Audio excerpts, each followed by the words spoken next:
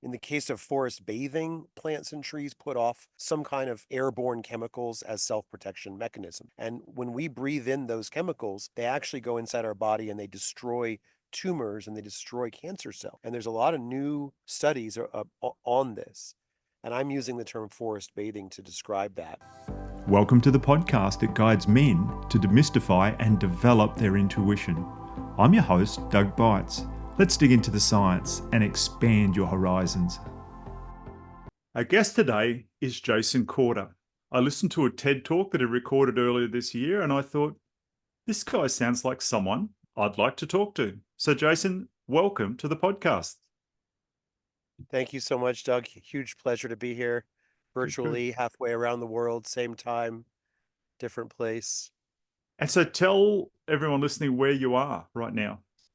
So I am in the lovely little town of Sedona, Arizona, which is for most Americans a very famous little town. It's a town of 10,000 people, but most years there's 5 million visitors.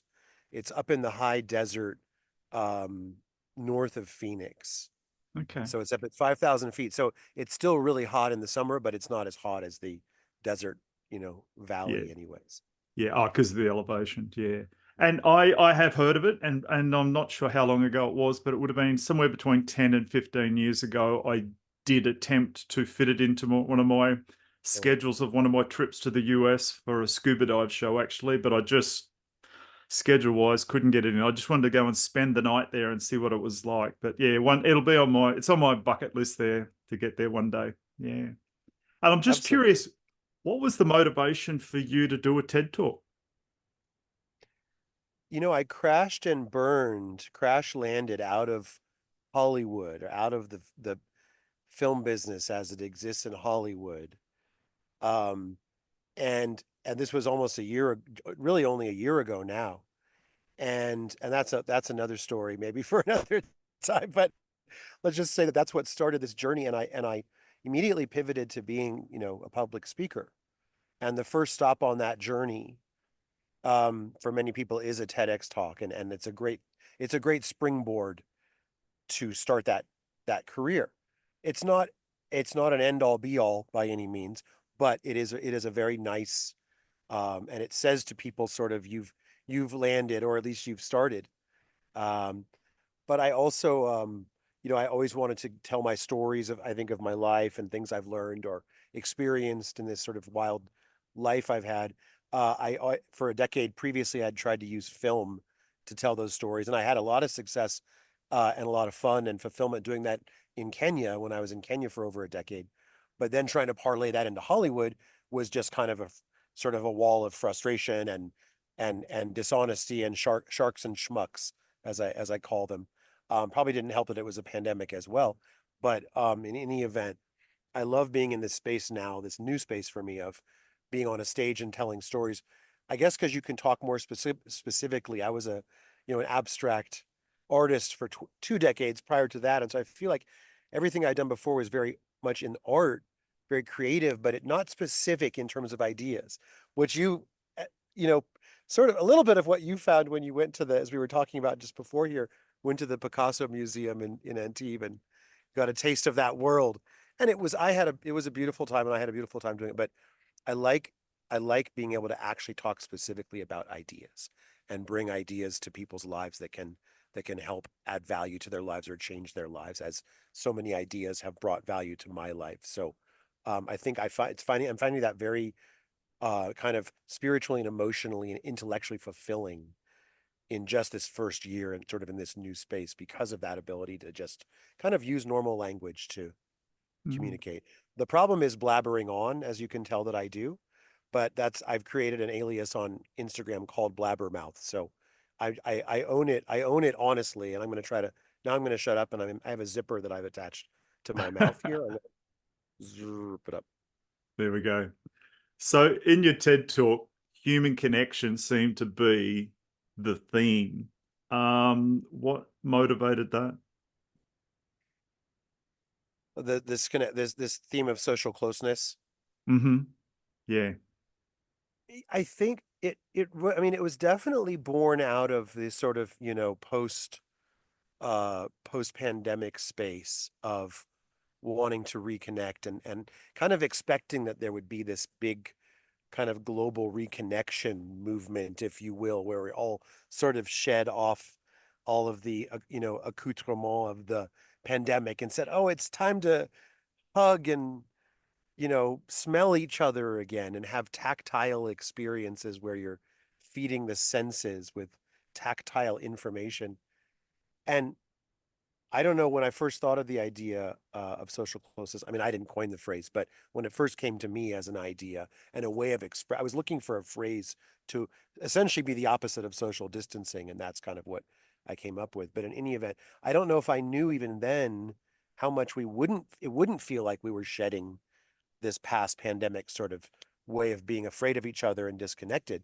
I feel like even now I still go around in airports and public spaces and private spaces and corporate spaces, and I still see the signs that tell you to stay away from people, the signs that tell you that your neighbor is dangerous.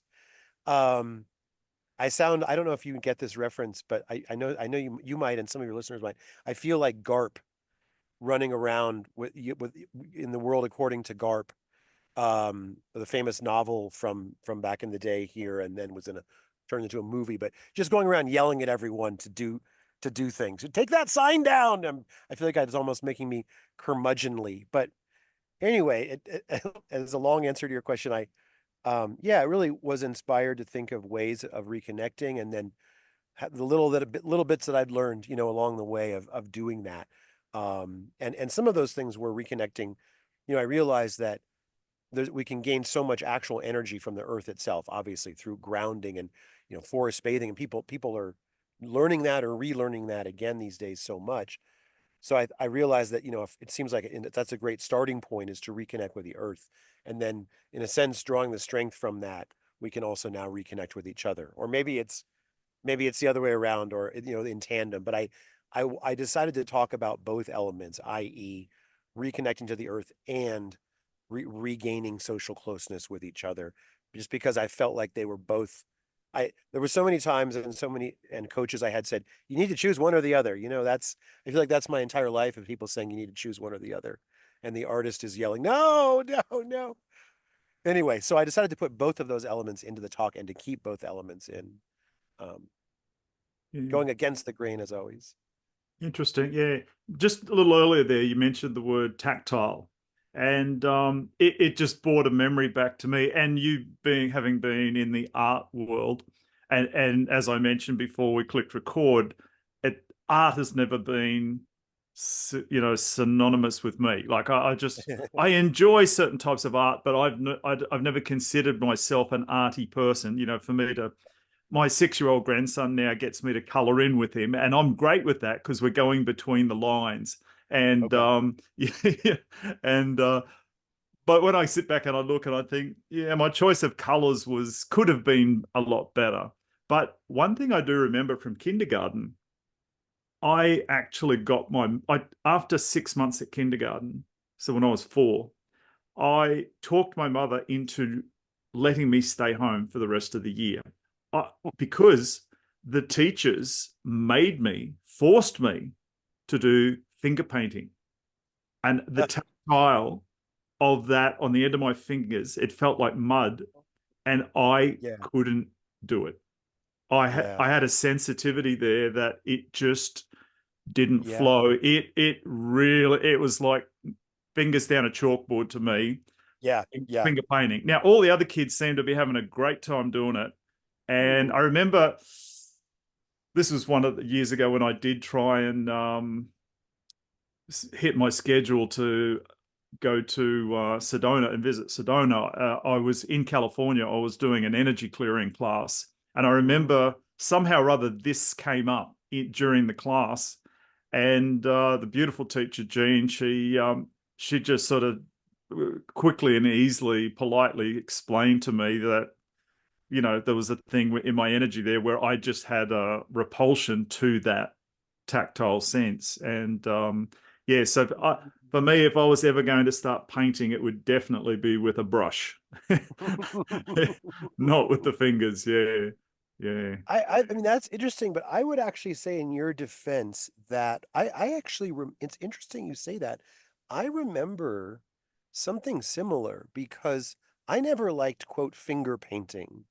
And I remember now exactly when you told me that, I remember what that kind of paint felt like, and it was particularly sort of squishy and gross. I never liked it either. It only produced the most, probably the ugliest art in the history of mankind was made by finger, that kind of like, hey kids, finger painting. Um, and I'm wondering, however, I bet if you had been out in the dirt and you had been out and you'd been, and that had been a normal part of your life from the age of 0 to that day to 4 or 5, whatever, and just touching dirt. Like if they said, "Hey, here's a piece of paper, here's some water, you can go use the dirt in the ground and make your own paint," and you would have touched, I bet you would have been totally cool with that. I just think that that finger paint was A, gross, and B, it was without question full of chemicals. So I think you were actually the smart one there. Very That's my possible. Very my take. possible. Yeah. Yeah. Yeah. And yeah, we always played in the dirt and things like that. Yeah, Right? that's a normal part of life. Yeah. Which now we know actually releases serotonin in the body just to touch dirt. Hmm. Wow. I just learned that recently. And I'm curious too, like I live close to the ocean and we have some of the most beautiful swimming beaches in the world where and like surfing beach. We have major international surf competitions and things where we are. That must Um, be I know when I go into the ocean, like it's a yeah. wonderful feeling. It's cleansing. It's Yeah. whatever word that you use there. Yeah. It's grounding as well, I guess. It is. It is. Yeah, yeah, yeah. No, I Yeah, no, really enjoy that. oh no, 100%. I think about that all the time. I think it's clear to me. I haven't done studies myself, and I honestly haven't read much about this specifically, but it's clear that water is grounding. And obviously, just for your listeners to be clear here, when we say the term grounding, we're not talking about in some sort of abstract conceptual way. We mean actually and the fact that we are electromagnetic beings and that we have inside of us what are called free radicals, which is when the thingamajig is missing an ion. And when we touch the earth literally supplies us with these other ions, these negative ions, I believe, they come and attach to the positive ion and basically chill us out. And by doing so lowers our anxiety, lowers blood pressure, decreases inflammation, increases our immune system, all from that simple magnetic charge, if you will, if I can even say that. But it's clear that water does that too. It obviously you can feel it. You can feel how incredible it feels. And I think then in the ocean water, now you're getting like a whole other host of things that kind of have those same positive health effects, right? Because you're getting the minerals, all those minerals in the water that you're absorbing through your skin. Obviously, you're getting the sunlight as well at the same time. Um, I wonder, again, this is the kind of thing I'd love to have studied. Is I almost wonder like the motion of the waves, the fact that this kind of froth and these other forms of water are created, and it's all in this kind of like little nice cascade of elements around you as you're swimming. I wonder if that even increases the ionic absorption or whatever the right phrase would be, but if it basically increases the grounding. One thing I learned is, sorry not to blabber on here as a run on, but you brought that up, and it's like exactly what I think about these days. But I also learned from someone on on Instagram. I wish I could say who is the sand is like these millions and millions and millions of tiny crystals, Mm. and when we run on them, we actually create a charge every time you stamp down on the sand, especially like running. You're actually creating a tiny electric current which is giving you further grounding, as it were. So yeah, I mean the beach and the ocean is just and I guess it's not a surprise that historically our species has always lived near the ocean. Like the I don't know what the numbers are right now, but I remember when I was a kid hearing like, yeah, 80% of all humans live within 50 miles of the ocean. And then we know that seafood is what is the thing that's best for our brain development, those omega-3. So it all kind of, there's something all about together. As this guy on Instagram, I'll have to get his handle and put it out there somewhere because he deserves it. As he said, no one ever breaks up on a beach.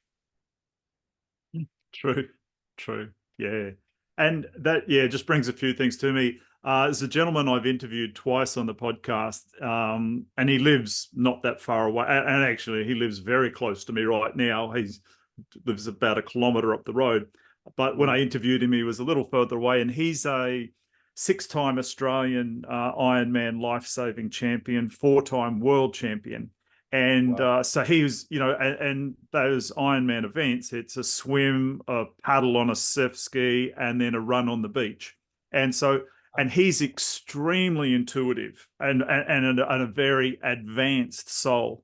And I Wow. would love to have this conversation with him about the crystals Yes. in the sand, because I am Yes. familiar with that. And with him running on the beach, and yeah, I think I could have a pretty cool conversation with him about that whole thing. It would be good. And then you mentioned before about the water and then the difference with the salt water. I'm just curious, have you ever scuba dived? I have not had that pleasure. I'll be honest. I don't even think I'm the best deep water guy. I have snorkeled in some nice reefs, but that's the closest I've gotten to that. Yeah. So for quite a lot of years, we had our own scuba dive resort in Micronesia, which is about 350 miles north of the equator, west of Hawaii, um, Okay. between Wow. Hawaii and Guam. And so it was not uncommon for me to be scuba diving twice a day, 4 to 5 days a week. And Wow. it's a very unusual thing happens when you get under the water for it, and well, let's say more once you're comfortable with the equipment, like you've done, a couple of dozen dives and you're not second guessing anything, you're comfortable. And it's like you've learnt to ride a bike and you no longer have to worry about balancing it. You can just pedal off and off you go. Once you Right. get under that water, there's a whole different, I mean, to go into the ocean up to your neck and swim around has a wonderful feel to it. Once you go under the water and stay there for more than 20, 30 seconds, and we used to stay down for an hour, there's a Wow. whole different surreal feeling. You Yeah. could be suicidal here up top and just feel like the whole weight of the whole world is on you. And Yeah. once you get under that water, Yeah. that is gone. You can't. I, Yeah. I remember a few times, being in a place where I was, concerned about money or whatever and really worried about it. And then I'd hop in the water and I would deliberately try and think about it.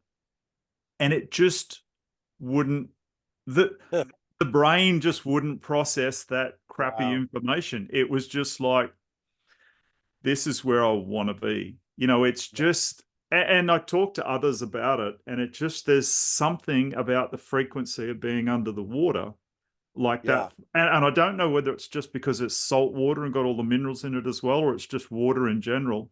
But I say to people, it is the closest thing you could do to going to outer space while still being on the planet. It takes you into another realm Mm. and it's not just physical, it's spiritual, it's your psychology, it's um you don't feel emotional down there. I mean, you feel good. Right.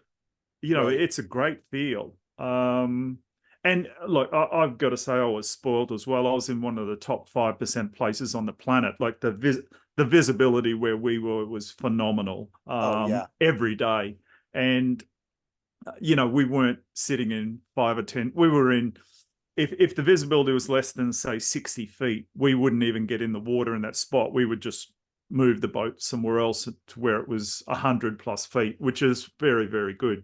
Because where I live here now, we're south of the Great Barrier Reef, so all our beaches are sandy. So there's a lot of setup. The wave action stirs it up, so the Mm. visibility is considerably lower here.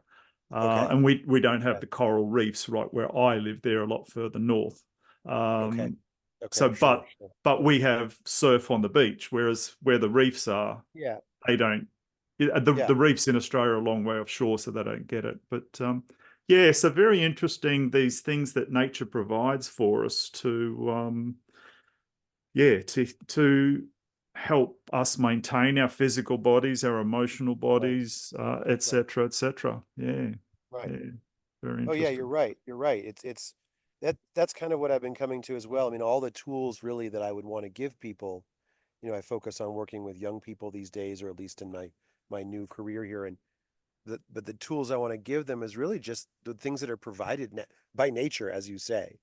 Um, and and yet also just thinking of what you were saying, yeah, it's really interesting about being under the water like that to me. And you said it's almost like being close to being outer space.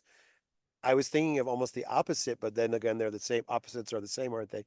It's I'm sure people have said this too, but it also could, you could say it as being the closest thing to returning to the womb, or returning even to the ocean, I guess, from whence we came, right? According to evolution.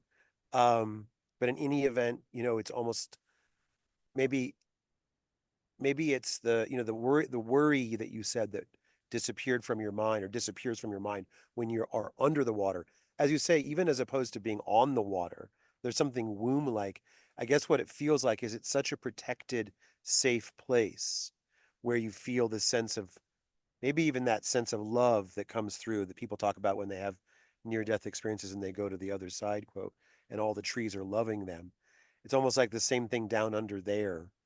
And the worries of the world are gone, like you said. You can't even bring them in, because they, maybe those worries of the world, the money worries and all, those only exist in the, I don't know what it's called, the sort of egoic brain, or the ego, if you will. And down there, you're so protected and so kind of loved and like held in this almost feminine energy container of, like, those all wash away.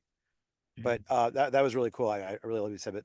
But yeah, everything is provided. I mean, we just learned now that sunlight on the, I believe it's the eyelashes, but in any event on the eyes, is integral to our health. And in fact, that wearing sunglasses actually, and I know this sounds sort of cliche, but it causes cancer. It leads to Yeah. cancer that disrupts those natural, um, what is it called? Endocrine, maybe, I'm not sure if I'm using the right Mm-hmm. terms here, Yeah. but endocrine systems in the body are disrupted to such an extent by the lack of sunlight on the eyes daily, that it can lead to cancer. And Yeah. again, that's not so much to focus on the sunglasses side, but it's, yeah, just something really natural that the world is, nature and the sun is providing for us, is keeping us happy and healthy. And of course, it makes sense that, of course, that beautiful sun that's up there where we come, like, this is where we come from. This is our hood. Like, why would that one thing, that our sun, why would that harm us? It doesn't even make sense. Yeah. But of And, course it and doesn't, because it's all, and sorry to blabber on, but it's that information that harms you is not information. It's advertising from a company that's selling you a product. So that's what I think people are waking up to also, is that 99% of what we've thought of as information is not. It's advertising from companies that are beholden to their shareholders. But now I'm yeah. getting off on a whole long tangent here. I'm sorry about that. Yeah, and I used to be addicted to sunglasses. I mean, I felt like, to the point I couldn't go outside without sunglasses, and probably, I'm not sure how many years ago now. Certainly far more than 5 years ago, but and probably not more than less than 10. I just started to stop wearing sunglasses, and it was challenging for months, but Mm, I've adapted. When I'm in the car now, I flip the sun visor down just to take that little edge of glare off the top, rather than have sunglasses on. But I couldn't even go outside without sunglasses on, you yeah, know, prior to 10 years ago. But yeah, yeah, I don't even, I do own them now, but probably, oh, the time I will grab them is if it's a very hot summer's day and we go to the beach, because our yeah. sand is so white and Oh, fine wow. here. Oh, The yeah. glare is just like mind-boggling. And so just the walk down the beach, I'll pop them on. But I'm pretty happy when it's time to go for a swim and I whip them off. But yeah, Right. it's pretty rare. Yeah. Something you were talking before about the water, the difference between the surface and being under it. My Mm, wife She did learn to scuba dive, but she more stayed at the resort we had and looked after it. And she was always, and still to this day, afraid of sharks. Mm, So she snorkeled and enjoyed it somewhat, but always was very fearful of sharks. But she said, she'd probably done 50 to 100 dives. She always felt far safer being down near the bottom, being 20 meters, 60 feet under the water and hanging a couple of feet off the bottom.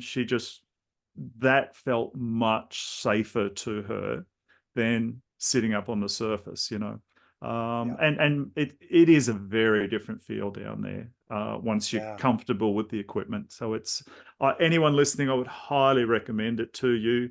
Um, Mm, but it is an expensive sport because you always want to travel, and the travel you want to go to these specific locations and mm, destinations, and that's what gets very expensive about it. Yeah, yeah, and like we were, the people that came to us, they'd always been diving more than 10 years, and they were looking for remote places where there were no crowds, because that's the thing. The right. well-known, the well-marketed locations get very crowded and makes it you don't see as much because Yeah. all these people under the water scaring the fish away.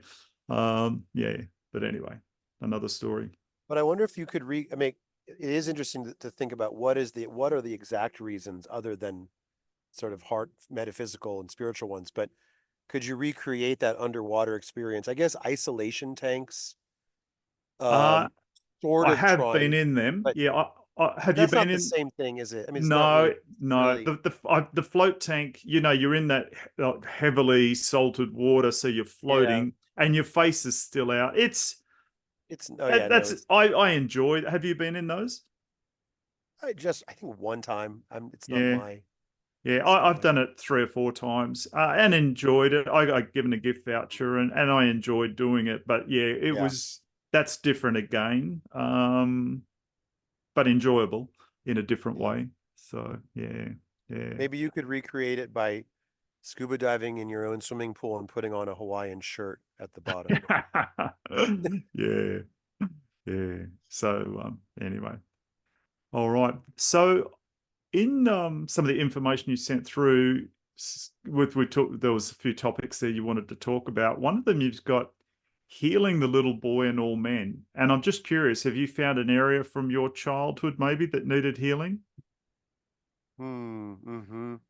That's an interesting question because it's something that came up for me in the last sort of plant medicine ceremony that I was at here in the States. Something that had never really, I don't know, I never somehow was able to explore before really. And yeah, it felt, I think I was like many young people of sort of the place and time where I grew up, which is essentially as a young kid, as the 70s in California. I think all of our parents were getting divorced, and all of our parents were kind of running around just pursuing their own things and not doing as much parenting. Let's put it that way.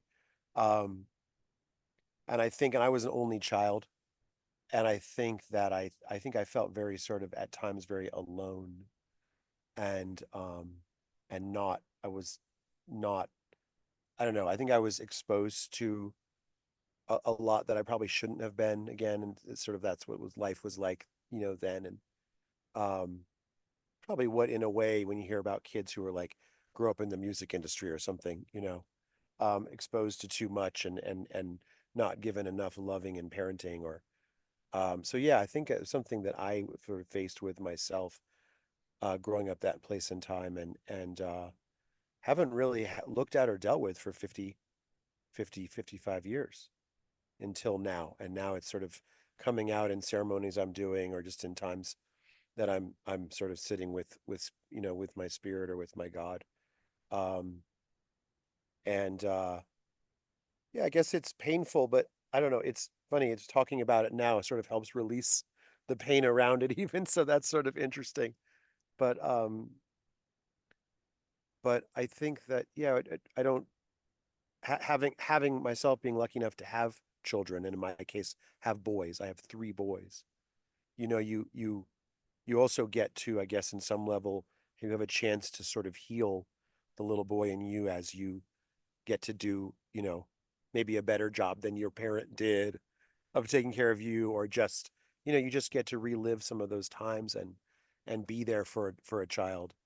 And that's kind of a beautiful experience, and maybe a way to heal oneself. And maybe for those who don't, don't have children, there's other children in your family, or maybe there's a way, or being a foster parent, or just being involved with volunteering with kids, where you get to have that experience too. I think that is one way of that's one thing that I guess I've learned is how I get to heal through my own children. Mm. Yeah, yeah, yeah. And I got four boys, and I'm right there with you. And they're all adults now, from 23 up to 38, and So, yeah, and they're just great human beings. There's a scripture in the Bible that says something like, oh, I won't get it exactly right, that's for sure. And there's many versions of the Bible, so yeah, I'm combining a few of them. And it says something like, um, children in one's youth are like arrows in the hand of a warrior. And I can tell you now, like we did have our first one fairly young, and well, we were young, uh, and yeah. now those boys are definitely like arrows in the hand of a warrior. They are, and it's not like we go and fight anybody, but they are No. just they all do something different, and the skills and the help they bring, and they're constantly um, trying to keep their mother and their father, my wife and I, in the modern world, and keep us up to date with everything. And Yeah. this technology, that technology, this health, this will help you live longer, this will make your life better, and Yeah. it's great. They Yeah. have our best interests at heart, and they're and some of the like the podcast's called Intuitive Conversations with Doug. Mm. Some of the Mm. synchronicities and the intuition that have come through these boys have benefited the family as a whole, and particularly my wife and I, like, phenomenally in Yeah. so many different ways, financially, emotionally, in yeah, there's Wow. such an extension of us, Mm. in such a beneficial way. They're yeah, they are, yeah, truly amazing to have in our lives. Yeah. It's and when my wife and I, we got together very young in our teen years, and we got married at 20. And when we used to, before I even had a driver's license, we used to go for Sunday walks, and we would talk, and when we would go for those long, we would talk that, we would have six children. And we never did get that far, but we got to four. And looking back now, very happy that we did, because each one of them is just such an addition to our lives. Yeah. Yeah. Yes, so amazing. Yeah. Yeah. Yes. Yeah. Yeah. They're awesome. All right. Yeah. And you talk about, in some of your information there, sources of energy, like Mm. grounding, forest bathing, being a carnivore, nervous system regulation, and plant medicine. So, Mm. just, I guess, if you could talk a little more there, as those things as a source of energy, Mm-hmm. where are we coming Mm-hmm. from there?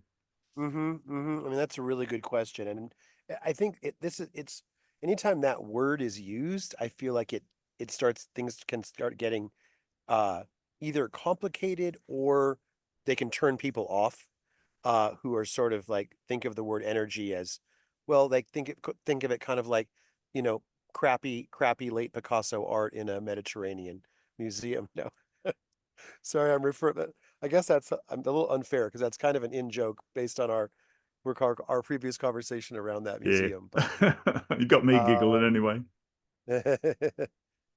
um and I'm using the term a little bit widely as well, because I'm using it to, essentially refer to anything that really improves our health, I think is how I'm almost using it. Because in the case of, for example, grounding, um, I mean, and in each case, it's almost different the way what the benefits are. Can we call them energy or not? But in the case of grounding, as we already talked about, we're getting these extra ions. Um, so if I'm more specific, that's not quote energy, but it's an ionic reset, if you will. In the case of forest bathing, which is a term I'm using to describe the fact that, and there are studies on this, of course, as well, which is that um, all I don't know if it's all, but it seems to be all plants and trees put off some kind of airborne chemicals as self-protection mechanisms. And when we breathe in those chemicals, they actually go inside our body and they destroy tumors and they destroy cancer cells. And there's a lot of new studies on this. And I'm using the term forest bathing to describe that. But that's, you know, that's not a source of energy, but it's a source of health. It's a health boosting source. It's something that makes literally can stop cancers from growing. Um, and then obviously in carnivore now that's the diet. A lot of what I think improves our physical health, of course, is just not putting poisons in our body. And it's funny that we have to work so incredibly hard in 2024 as human beings just to eat food that doesn't contain poisons, and that's almost that's kind of like if you achieve that, then it's considered that you have the most incredible thing on earth, but actually all you have is just normal food. But having said that, there's a lot of studies around, unfortunately, the fact that all plants, of course, also have other self-protection mechanisms, and those are chemicals that they contain, phytates and phytites and oxalates that make us sick. We can't digest and lead to irritable bowel syndrome and cancer and things like that. And so really eating vegetables is just not good for us. And sure, you can get away with it some, and some are worse than others. But generally speaking, I've come to believe, I know I'm really on a tangent here, but I've come to believe that essentially God put the plants and the trees here, or in a sense, our connection to them, if you will, is that they are medicine for us. And they are sort of allies to us, and they can give us love and protection and medicine, but we're not supposed to eat them. That was a mistake. I don't know. There were two paths, and someone took even worse than the road less traveled by. They took the road that was blocked off and you weren't supposed to go down, but I don't know. Anyway, so you asked about quote energy, and I mean maybe it's funny because I try to sum it all up as like these are things that give you energy. These are just things that help your health, your mental and physical health. Fasting, I just want to maybe bring in one more here because, I met when I was in Kenya, where I lived for 11 years in Nairobi. This was a family member who got sick, um, and had literally a massive growth on her kidney that was growing and bleeding as well at this point. And the doctors were on the point of performing surgery. And right then, by the grace of God, she met this woman, this older Kenyan woman who told her that she could cure her cancer just doing a juice fast. And so my family member did it, and within 24 hours, the bleeding stopped on the tumor, and within another 48, that it had shrunk back to almost normal size. And we know this as a normal response of the body. Anytime anything is going crazy, growing out of whack like a cancer or a tumor, etc., we know that if we stop eating, the body immediately goes into repair mode, and that all growths and inflammation start to shrink. Um, it would only, and that's pretty much across the board. Now, sure, if your body is like riddled with late stage cancer, can it be reversed by fasting? I'm not trying to make that claim per se. Just we know that about fasting, how unimaginably beneficial it is. And I will just say that you mentioned your sons and your kids, and I totally get that so much. Like all three of my sons, 20, 26, 22, and 10, are just so amazing. And I've pinched myself every day that I get to be around them. But my firstborn is really amazing in terms of a lot of what we're talking about now. He's really into as well, and he's a really much better researcher than I am. So he always has all this information that he's giving me. And so anyway, one of the things that he was giving me information about was fasting, and he went and did a 28-day fast, and this is a full fast. He did this to heal his own lifelong gut issues. from himself having a horrible vegetarian diet that me and his mother gave him when he was a small child. But anyway, so he did a 28-day fast and it completely healed his gut. And he now has great digestion and feels, and it, as you know, and I know I'm going on and on, but our gut also controls our mental health a huge amount. And so actually healing our physical side and our physical body and our physical and our gut in many ways is the fastest way to actually heal our mental health. So that really worked for him. But that's in 28 days without water and or food. I mean, that's a lie. Water with water, but not without food. I mean, not with food. I should probably shut up now.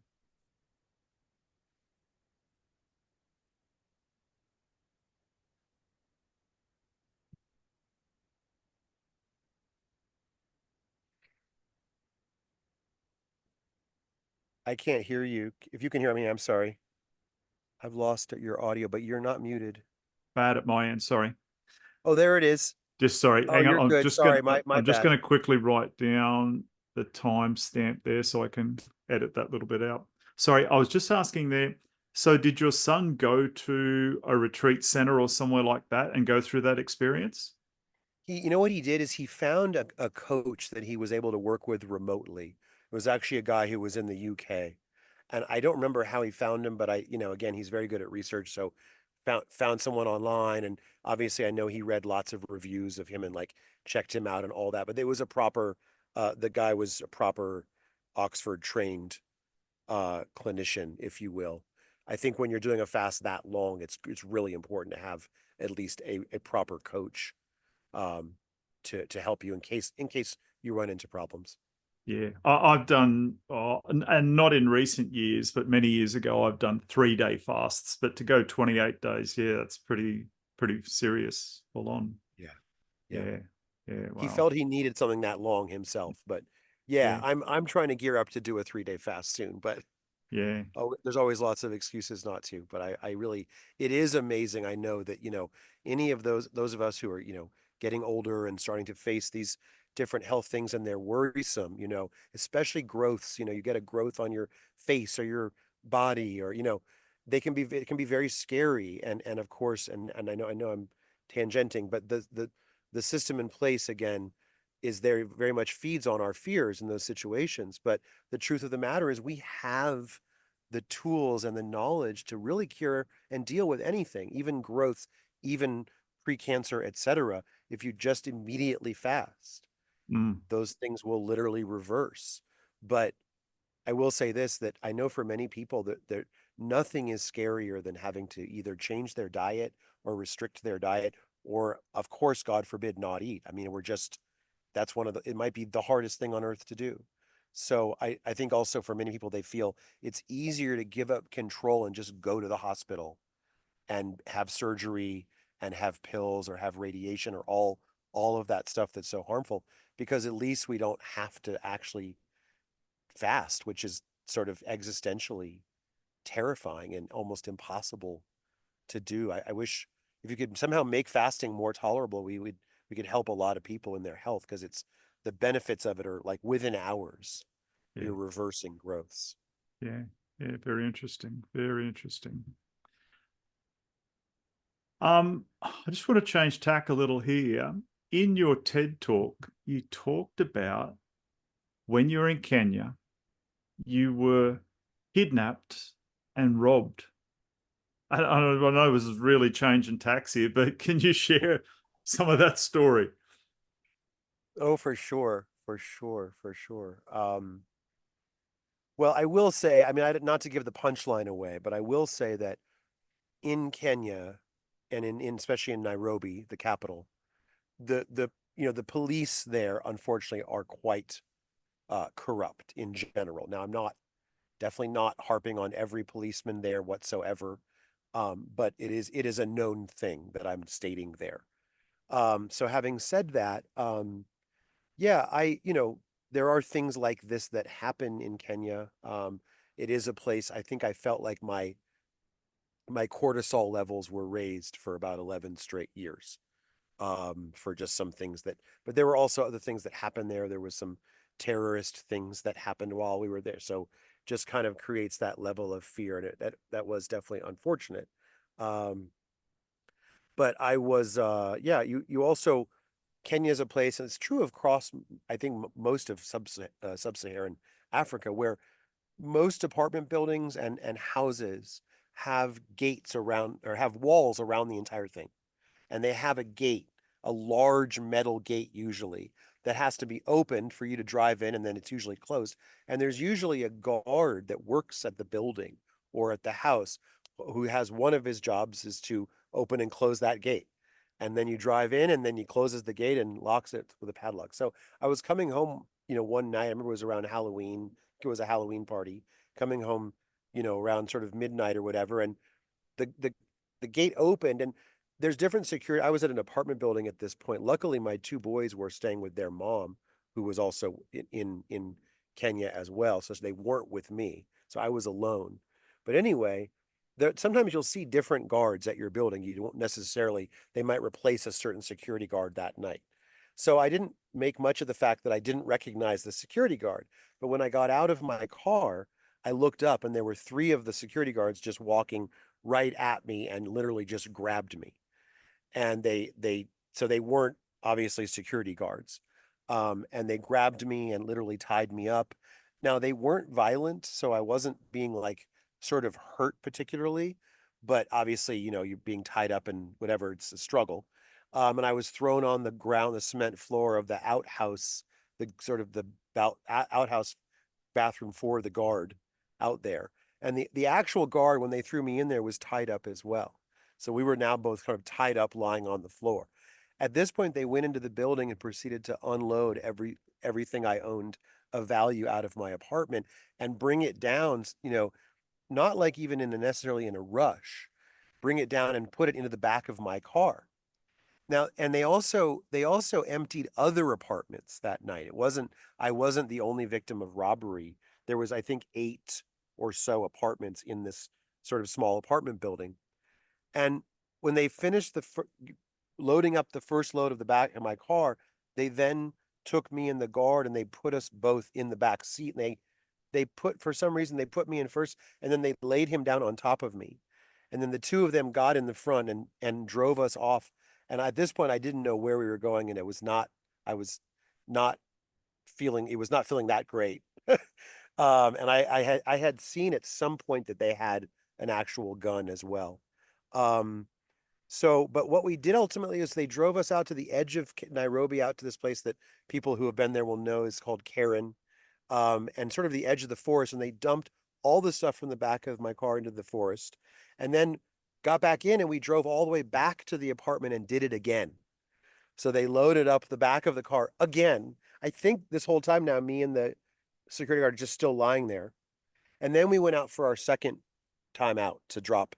Now, I will say on the second trip out, and this is hours later, they're starting to be kind of like less. I think they were being a little more scary seeming because they just had to make it all work.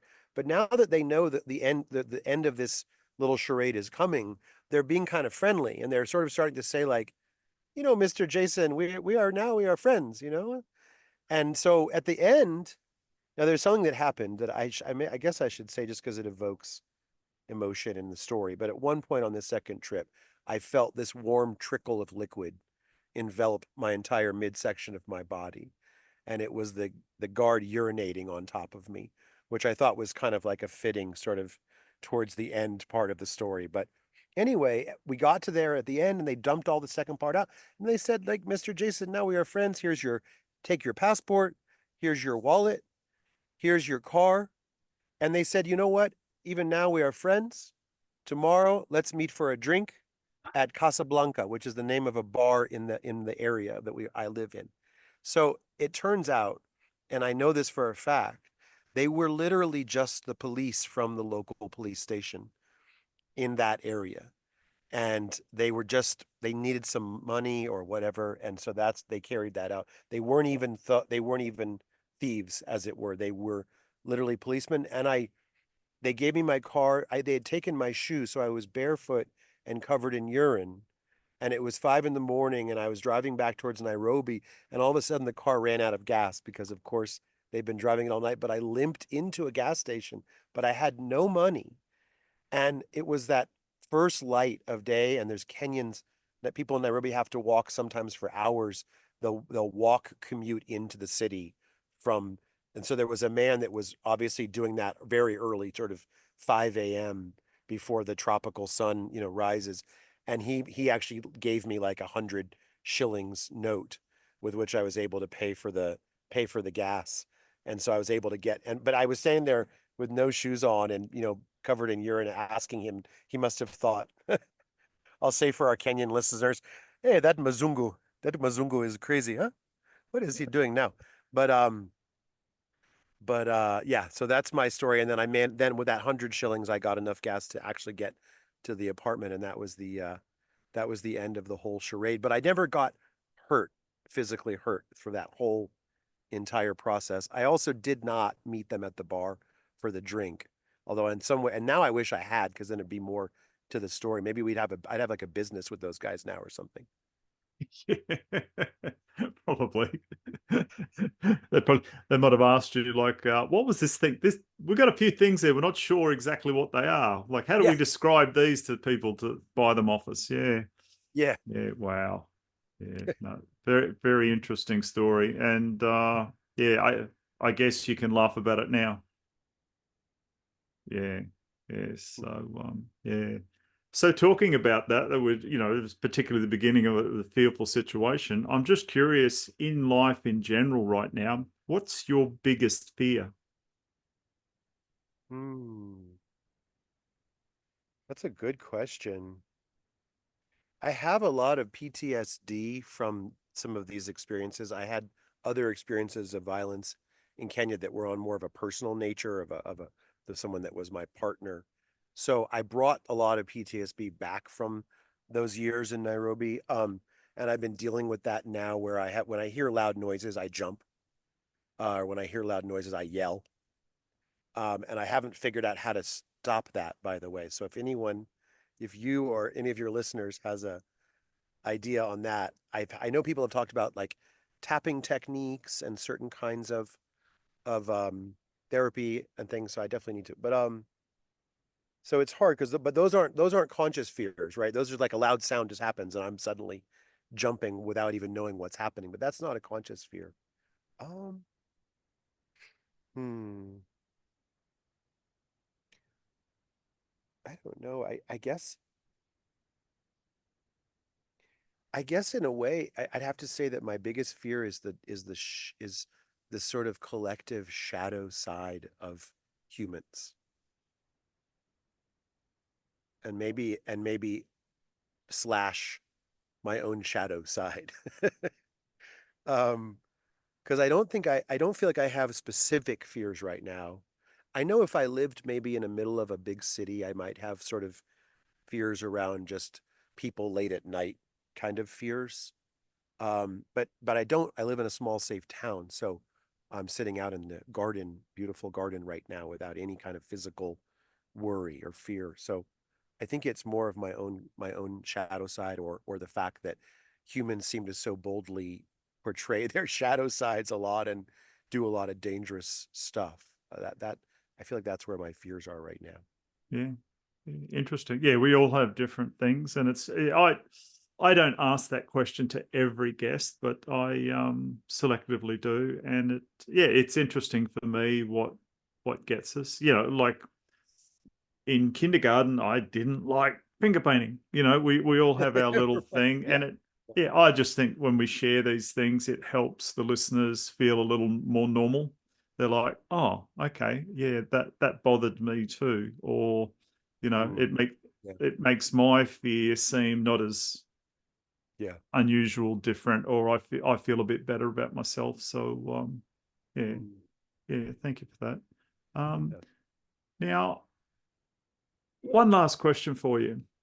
And some people answer this one very quickly and easily, and others take a little while to gather an answer.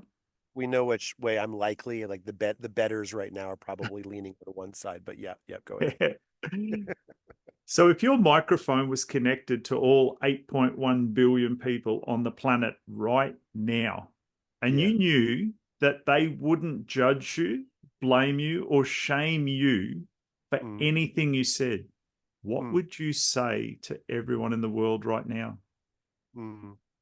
Well, the first thing I would say is I love you. That's for sure the first thing. And I guess the second thing I would say, just because of what I've been thinking about a lot, recently and even today, is just that I would say that the I would want to express to them that the power to really support and control and uplift their own mental and physical health is within them.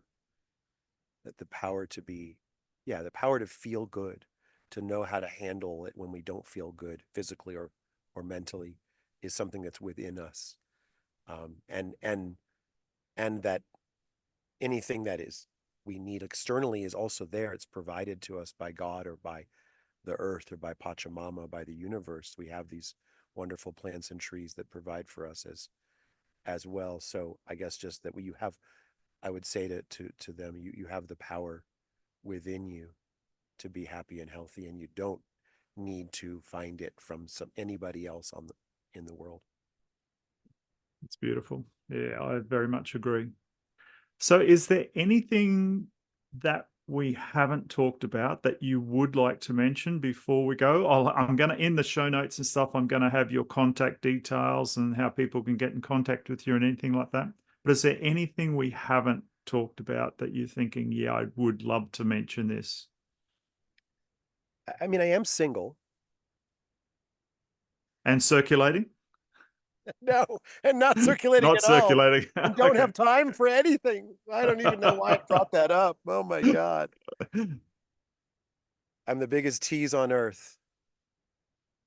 I'm single. Do you have time? No. Okay, sorry. I don't think so. I want to learn more about your work, and I want to learn more about your Chinese astrology, and or if I'm saying it right, or Mhm. I imagine you probably know a fair amount about, quote, Western astrology as well as Chinese, maybe, or kind of a Yeah, blend. the form that I follow is really not astrology. Okay. And when we stop recording, I'll explain more of it to you and why I asked for your birth date and that sort of thing. And Oh, it right. just Yeah. and I just did that. It helps me formulate questions. It gives me a bit of an insight into your personality to have a bit of an idea of where to head with questions that will flow better. That's all. Yeah. Mm, But I'll okay. get into that. I like it. And Okay. Okay. yeah. So when But we I think click I'm off, good. yeah, I'm good in excellent. terms of information. This has been amazing. Good. Yeah. No, I've really enjoyed our conversation, and I have a wide variety of typically men on, and I believe it helps those men who, and that's my typical audience, is men who are looking for more, who are intuitive and looking for ways to improve their intuition, and all the things you've mentioned today: grounding, the sun, Mm, being in the ocean, all those sort of different mm, things, yeah. even fasting, etc. I Mm, believe does enhance our frequency to a point where we can receive that information from those unseen realms. It allows it to flow in a beneficial way to us. So what you've mm. shared today, I think's been great information for the listeners. That's great. Thank you so much. No worries. Thanks, Jason. Well, we're at the end of another thought-provoking episode. Remember to subscribe so you'll be alerted to new episodes. I want to say thank you to the men who are joining me on this journey of intuitive development. I truly hope our time together has expanded your reality and reinforced trust in your ever-reliable gut feeling. Embrace your intuition. It will not lead you astray. Until next time, stay tuned, stay curious, and trust your gut.